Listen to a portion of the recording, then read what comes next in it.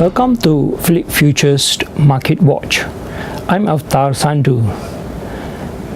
Today we're going to discuss Obama's victory and whether it's bullish for commodities.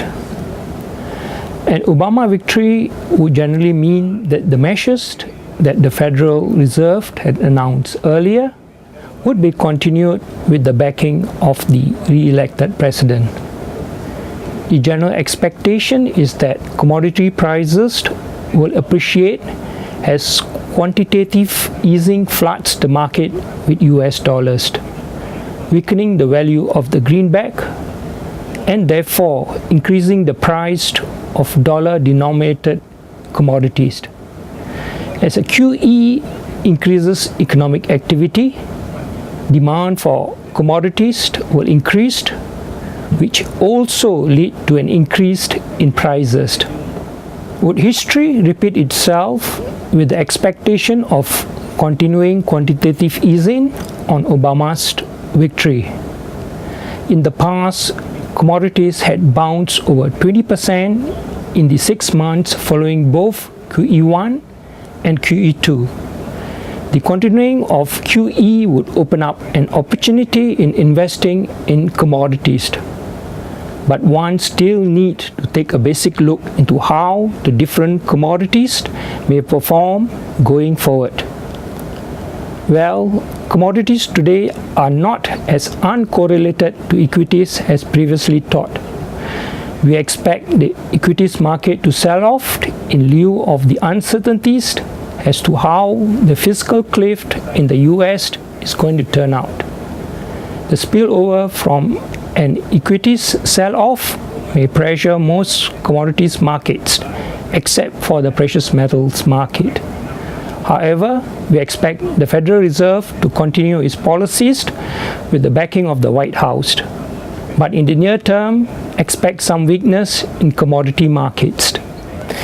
In the gold market, investors have been flocking to gold when they believe inflation and the debasement of paper money is a problem, and quantitative easing creates this exact situation. In addition, if business and economic activity picks up, gold prices will benefit. We do expect gold to rally to test the very strong technical resistance of 1800 an ounce again. It had failed to break this level 3 times in the past. We do expect gold to gather strength and break through this level within this quarter. The other precious metals, silver and platinum, are likely to follow the same pattern. For industrial commodities, the outlook for these commodities is slightly more uncertain. Near term, the industrials, including copper, iron and nickel, are expected to be soft. But as global business confidence is showing further signs of turning a corner, with trends showing improvements in both the manufacturing and service sectors in the US and other major economies, we expect prices of metals like copper to appreciate once the sell-off is factored in. Further, pay attention to the Chinese scene, where more bullish fiscal measures are expected once the leadership transition has settled down. Other commodities like crude oil would be similarly affected. But note that crude oil is a dollar-denominated commodity. As the value of the US dollar goes down relative to other currencies, which it is likely to do following QE3, oil becomes more affordable for holders of international currencies. This actually boosts investors' demand for oil as an investment and would put upward pressure on its prices.